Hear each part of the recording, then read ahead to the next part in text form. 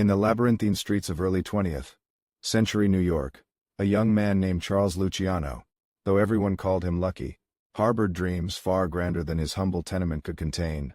He was sharp, quick, witted, and possessed a gaze that could read a person's intentions like an open book. He wasn't born into power, he aimed to forge his own.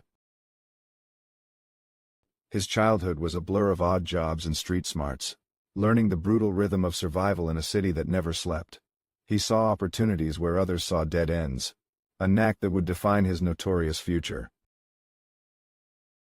One day, in a bustling Lower East Side market, Lucky, then a lean 14-year-old, spotted a commotion. A younger boy, about 12, was trying to sell newspapers, but a larger, older kid was shaking him down for his meager earnings. Lucky, despite his own youth, stepped in. "Leave him alone," Lucky commanded, his voice surprisingly steady. The older bully scoffed, but something in Lucky's eyes, a quiet intensity, made him hesitate. Lucky wasn't big, but he carried an aura of unwavering resolve. The bully, after a moment of sizing Lucky up, decided it wasn't worth the trouble and sauntered off. The younger boy, Meyer Lansky, looked up at Lucky with gratitude and awe. "Thanks," Meyer mumbled, adjusting his spectacles. "No problem," Lucky replied, a slight smirk playing on his lips. "What's your name, kid?" Meyer told him, and a bond, forged in a brief act of defiance, began to form. Lucky saw in Meyer not just a victim, but a sharp mind, a calculating gaze behind those spectacles. From that day, Meyer became Lucky's shadow, his silent partner in small-time schemes. Lucky was the charismatic leader, the one who navigated the tricky social landscape, while Meyer was the strategist, the one who meticulously planned every move. Their early ventures were small, harmless forays into the world of illicit enterprise. They ran numbers, hustled card games, and always kept their ears to the ground, listening to the whispers of the city's underbelly. As they grew, so did their ambitions. The Roaring Twenties brought with it Prohibition, a golden opportunity for those with the guts and the vision to seize it. Lucky saw the potential for immense wealth, and Meyer saw the logistical challenge, a puzzle to be solved. They started with bootlegging, acquiring liquor and distributing it through a network of speakeasies. It was a dangerous game, fraught with rivals, corrupt cops, and the ever-present threat of violence. But Lucky thrived on the risk. "We need to be smarter than them," Meyer Lucky would often say, puffing on a cigar, always 10 steps ahead. Meyer, ever the pragmatist, would nod, already calculating the next move, anticipating every obstacle. Their operation grew, becoming more sophisticated, more efficient. They understood that violence, while sometimes necessary, was a last resort. Diplomacy, negotiation, and strategic alliances were their preferred weapons. They formed partnerships with other burgeoning criminal enterprises, uniting disparate factions under a common goal: profit.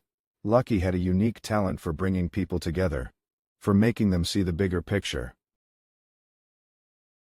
But not everyone welcomed their rise. Older, established gangs saw them as upstarts, a threat to their long-held territories. Tensions simmered, occasionally boiling over into violent clashes. One night, a rival gang ambushed Lucky and Meyer. It was a close call, a brutal fight in a dark alley. Lucky, despite being outnumbered, fought with a fierce intensity, protecting Meyer as best he could. They escaped, bruised but not broken. The experience solidified their resolve. "This city isn't big enough for all of us," Meyer, Lucky declared, a steely glint in his eyes. "Well, show them who's in charge." Meyer, ever the meticulous planner, began to devise a strategy to neutralize their rivals. He studied their weaknesses, their alliances, their every move. He became an architect of organized crime, laying the groundwork for a new era.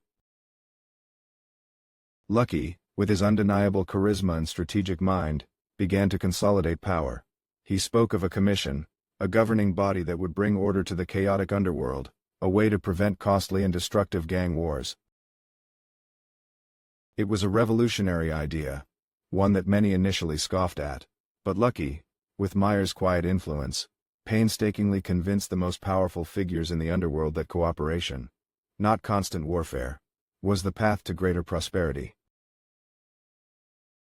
The 1930s brought with them a new wave of challenges. The Great Depression hit hard, and the authorities began to crack down even harder on organized crime. But Lucky and Meyer adapted, diversified. They expanded into gambling, prostitution, and labor racketeering, always finding new avenues for profit. Lucky was the face of the operation, the one who commanded respect and fear, while Meyer remained the quiet mastermind, the architect behind the scenes. Their partnership was legendary, a testament to their complementary skills. Lucky's audacious vision and Meyer's meticulous planning created an empire that stretched across cities, an intricate web of influence and control. But with great power came immense scrutiny. Federal agents, led by determined prosecutors, began to close in. The law was a force even Lucky's influence couldn't always bend. In 1936, the inevitable happened. Lucky Luciano was arrested and charged with compulsory prostitution, a charge many believed was a fabricated attempt to bring him down. The trial was a media circus, a sensational spectacle. Meyer, ever loyal, worked tirelessly behind the scenes, attempting to secure Lucky's freedom, but the political climate was against them. Lucky was convicted and sentenced to a lengthy prison term. From behind bars, Lucky still exerted influence, communicating with Meyer through a network of trusted intermediaries. The empire he built continued to operate, a testament to the strength of its foundations. World War II brought an unexpected twist. The U.S. government, desperate to prevent sabotage in New York's ports and needing intelligence on potential enemy movements, made a deal with the incarcerated Lucky. In exchange for his cooperation in securing the docks and providing valuable intelligence through his underworld connections, Lucky was offered a chance at a reduced sentence and eventual deportation. He agreed. It was a Faustian bargain, a complex dance between patriotism and self-preservation. Lucky, the notorious gangster, became an unlikely asset in the war effort. In 1946, Lucky Luciano was released from prison and deported to Italy. He would never set foot on American soil again, but his legacy, and the intricate criminal organization he helped create, lived on.